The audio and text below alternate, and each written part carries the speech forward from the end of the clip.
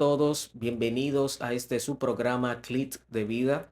Nos sentimos contentos de que puedan estar una vez más acompañándonos en esta nueva transmisión, en esta nueva programación, bajo el tema El Evangelio muestra la naturaleza humana. El Evangelio expone la naturaleza humana. Este tema es muy necesario y más para estos tiempos, los cual nos lleva a nosotros a hacer y exponer la verdad de la palabra de Dios. Y rápidamente vamos a leer un texto bíblico, el cual se encuentra en el libro de Romanos capítulo 1, verso 18 al 25. Romanos capítulo 1, verso 18 al 25 nos dice la palabra de Dios en el nombre de Jesús. Amén.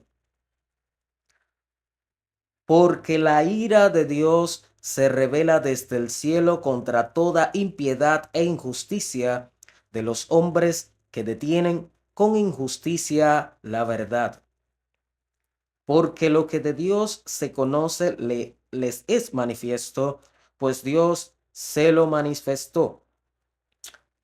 Porque las cosas invisibles de Él, su eterno poder y deidad, se hacen claramente visibles desde la creación del mundo, siendo entendidas por medio de las cosas hechas, de modo que no tienen excusa.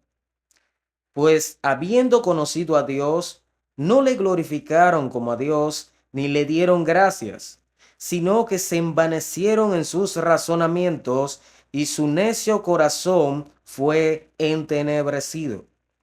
Profesando ser sabios, se hicieron necios, y cambiaron la gloria del Dios incorruptible en semejanza de imagen de hombre corruptible, de aves, de cuadrúpedos y de reptiles, por lo cual Dios los entregó a la inmundicia y a las concupiscencias de sus corazones, de modo que deshonraron entre sí sus propios cuerpos, ya que cambiaron la verdad de Dios por la mentira, honrando y dando culto a las criaturas antes que al Creador, el cual es bendito por los siglos de los siglos. Amén.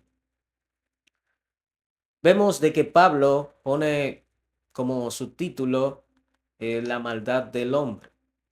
En el capítulo 1 del versículo 18 empieza el subtítulo para dar lo que es la mala noticia antes de mostrar la buena noticia llamada evangelio.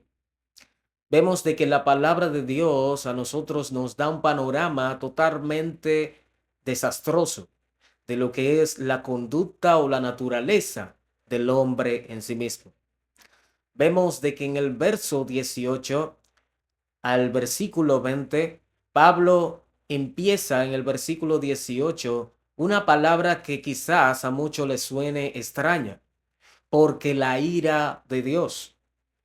Y cuando Pablo habla de la ira de Dios, no está hablando sobre la ira que es igual a la que nosotros los seres humanos manifestamos. No es una ira que nosotros podemos creer o familiarizar con la de nosotros, que es una ira injusta, es una ira injustificable, es una ira que nos domina y sobre todo nos hace actuar fuera de los marcos correctos, sino que la palabra que Pablo utiliza diciendo porque la ira, esta palabra ira significa indignación. Esto da a entender o nos permite comprender a la luz de la palabra que Pablo está diciendo que Dios está indignado y esa indignación Dios la manifiesta o la muestra desde el cielo, manifestando su desaprobación contra personas que tienen comportamientos, acciones y forma de vivir totalmente divorciadas de la voluntad de Dios. Vemos de que el verso 18, Pablo dice que los hombres detienen la verdad de Dios con su impiedad e injusticia. Esta impiedad a la que Pablo se refiere es la ausencia del temor en el corazón del hombre.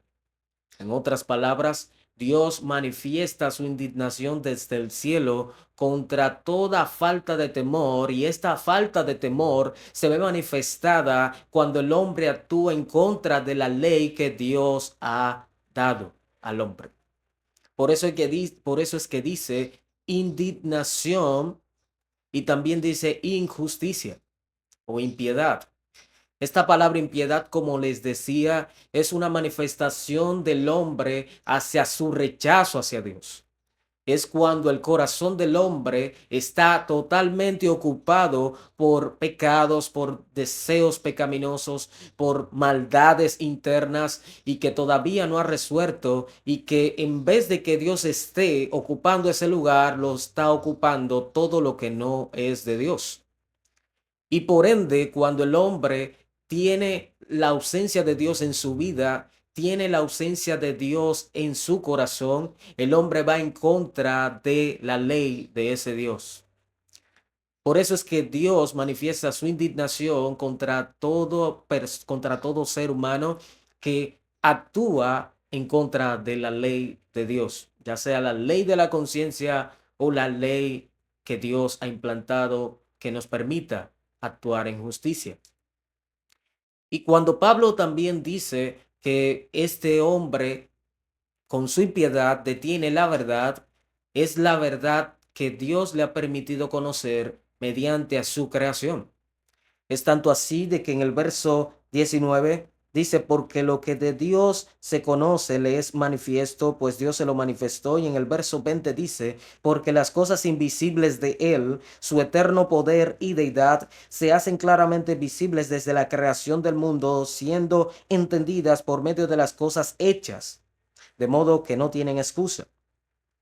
En conclusión, podemos entender que la actitud de Dios ante los comportamientos del hombre es de totalmente indignación o de rechazo, porque todo lo creado es la evidencia irrefutable de esta misma, o mejor dicho, es la naturaleza, la evidencia irrefutable que habla por su creador, dándole a entender al hombre que existe un creador, de que existe un creador.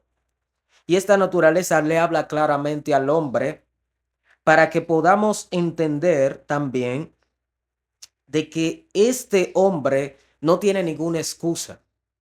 Y es tanto así que nosotros podemos ver que la manifestación del rechazo de este hombre o del mismo ser humano hacia Dios, hacia su ley y hacia su justicia, nos da una clara evidencia de cuánto daño el pecado ha hecho al ser humano. Es tanto así de que el ser humano rechaza al hombre o rechaza a Dios también. Y es tanto así de que el pecado ha hecho tanto daño que le permite al hombre ver o tener una distorsión de su propia naturaleza, una distorsión de la propia vida y sobre todo una distorsión de Dios.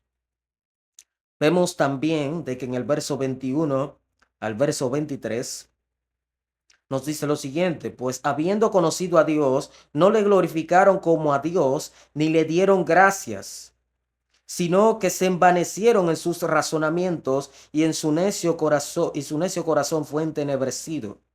Profesando ser sabios se hicieron necios y cambiaron la gloria de Dios incorruptible en semejanzas de imágenes de hombres corruptibles, de aves, de cuadrúpedos y de reptiles. Esto nos da a entender también que el pecado convenció al hombre de que Dios puede ser innecesario, reemplazable por cualquier cosa. El hombre, por su pecado, ha vivido de una forma rechazando a Dios, creyéndose más sabio hasta que el mismo Dios, creador del cielo y de la tierra. Ha vivido bajo las sombras de su necedad. Ha vivido dominado por su necedad, creyendo que esa necedad es sabiduría. Porque el hombre, por su necedad y su distorsionada manera o retorcida manera por el pecado de ver las cosas, por su retorcida manera de ver el mundo, de ver la vida, de ver a Dios, incluso hasta verse a sí mismo, El pecado lo ha distorsionado su visión a tal punto que el hombre cree que no necesita a Dios para vivir. El hombre cree que no necesita a Dios para que el hombre pueda guiar su vida de la forma correcta. Y por tanto, sus acciones van en contra de la ley que Dios ha establecido. Y es un asunto natural. Es un asunto de que su naturaleza ha sido corrompida por el pecado, y este pecado, como una enfermedad, ha dañado la visión del hombre de para cómo ve el mundo, de cómo ve la vida, de cómo ve el universo, y entiende que su identidad no está o no viene por un creador, sino que su identidad puede ser cualquier cosa. Es tanto así de que las personas actualmente se autoperciben no como criaturas de Dios, no como hijos de Dios o no como personas que pueden servir a un Dios creador del cielo y de la tierra y todopoderoso, sino que se autoperciben como cosas, como animales, como árboles y todo lo creado e incluso hasta con objetos inanimados. El pecado ha distorsionado la naturaleza del hombre y como consecuencia el hombre ve a Dios innecesario e irreemplazable o reemplazable. Vemos que en el versículo 24 al 25 nos dice para terminar lo siguiente: por lo cual también Dios los entregó a la inmundicia en las concupiscencias de sus corazones, de modo que deshonraron entre sí sus propios cuerpos, ya que cambiaron la verdad de Dios por la mentira, honrando y dando culto a las criaturas antes que al Creador, el cual es bendito por los siglos de los siglos. Amén.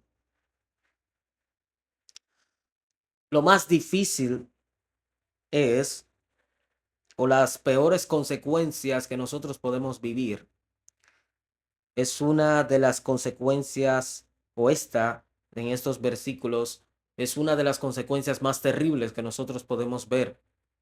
Es cuando Dios entrega al hombre a sus deseos.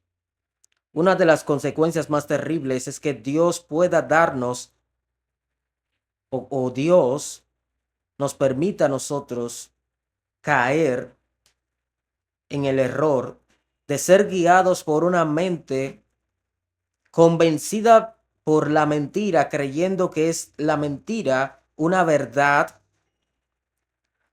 y por un corazón lleno de deseos oscuros y pecaminosos, creyendo que nos acercarán a la luz de la sabiduría. Voy a repetirlo otra vez. Una de las consecuencias más terribles que Dios puede darnos es cuando Dios nos deja ser guiados por una mente convencida por la mentira, creyendo que esa mentira es verdad, y por un corazón lleno de deseos oscuros y pecaminosos, creyendo que nos acercarán a la luz de la sabiduría.